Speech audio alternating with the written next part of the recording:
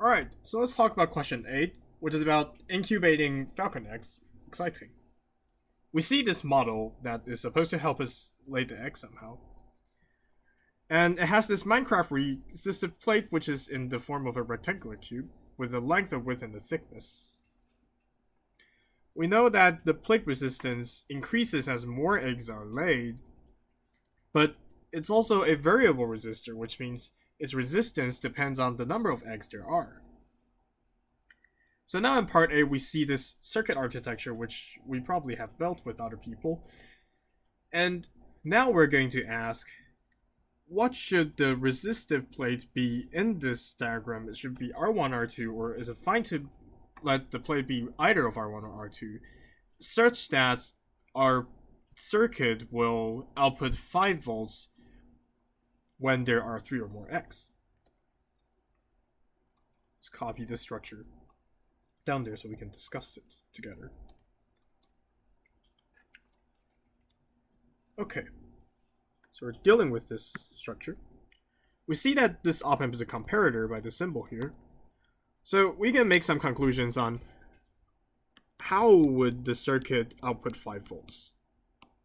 And after we figure out the condition in which the circuit will output 5 volts, we can then decide what to do mathematically to reach the goal.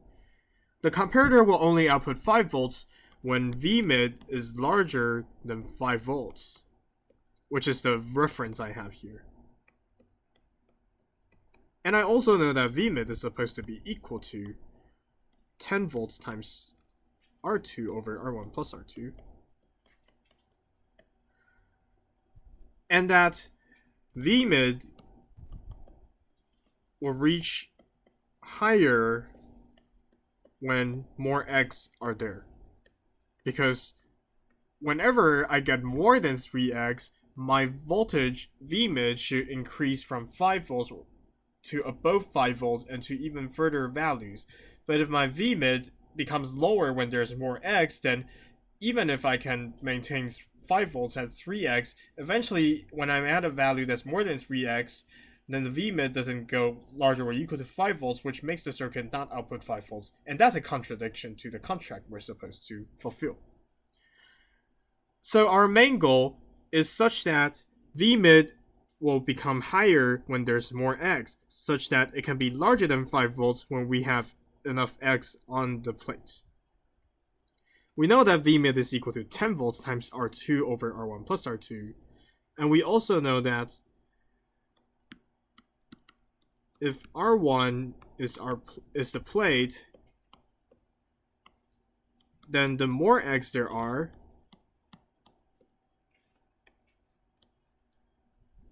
the higher R1 becomes, but the higher R1 becomes, the larger the denominator gets in our Vmid formula, which means Vmid will decrease.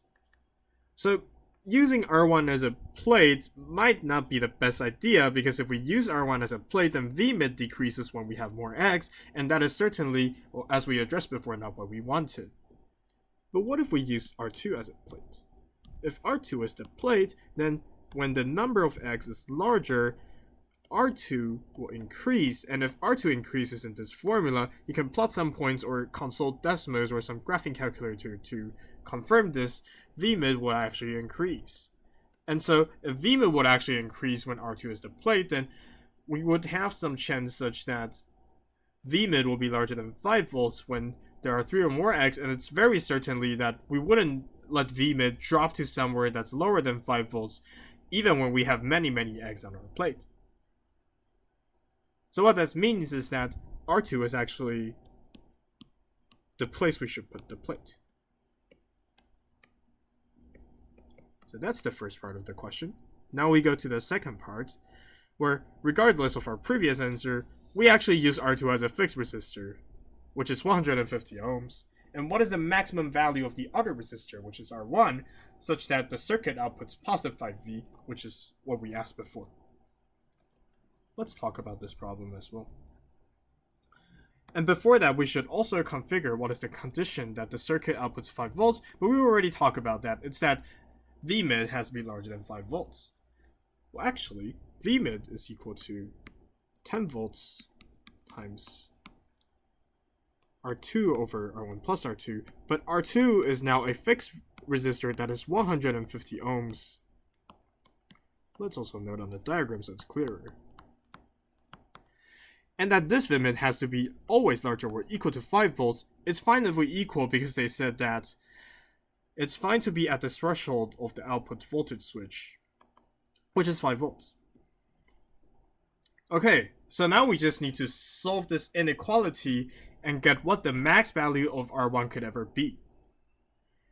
In this case, I solved the inequality and I discovered that R1 should be less than or equal to 150 ohms. If R1 should be less than or equal to 150 ohms, that means that R1's max is 150 ohms. And we know that this inequality has to stay true such that the output of the circuit is 5 volts. And the reason why we have developed this inequality is because we know that the condition in which the circuit reaches a 5 volt output is that Vmid is larger than 5 volts, which is this V reference here, and connected to the negative terminal. We can also test some values for R1 to make sure this is true. For example, let's do a sanity check here.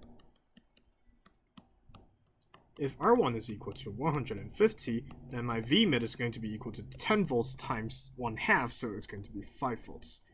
If R2 is equal to something smaller, say 100 ohms, then my Vmid is equal to 10V times 6 over 10, which is 6 volts. That value seems to work. So we had our sanity check done. But the major reason why it's 150 ohms still has to come from solving an inequality. Now let's move on to part C of the problem.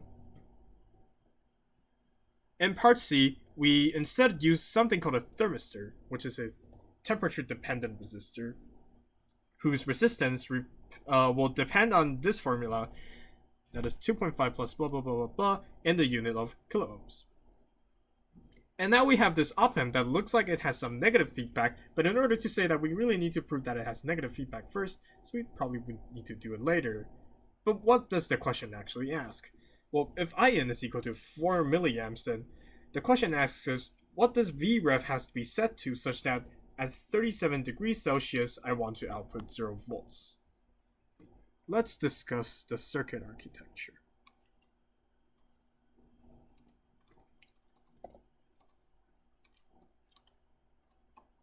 So now I have this op-amp architecture, and I can notice that this is not a comparator, which means I'll have to work with a normal op-amp now.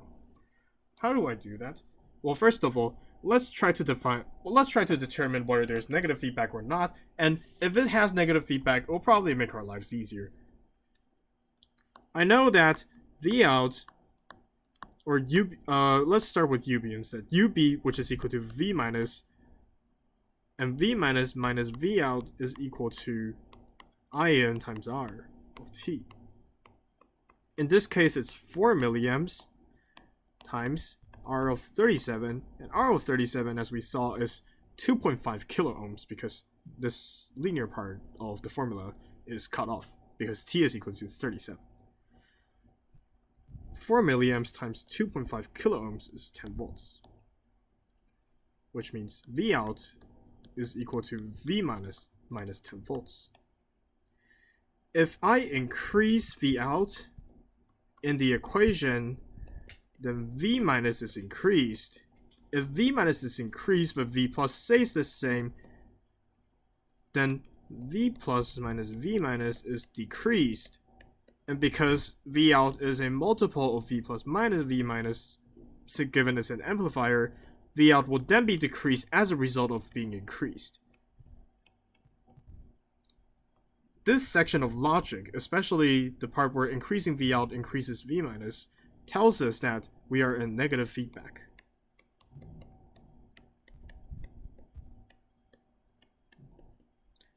Now we know that we're in negative feedback because an increase in Vout causes us to decrease Vout as a result.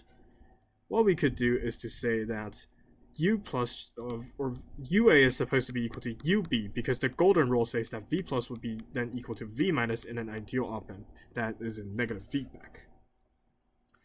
So I know that then V out is equal to V ref minus 10 volts, and I'm supposed to make this 0 when there's 37 degrees, which I determined the 10 volts upon.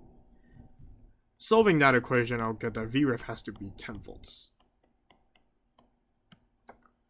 Let's move on to the last part of the problem, which is part D, and now we're supposed to actually put the wires into the pins of the breadboard.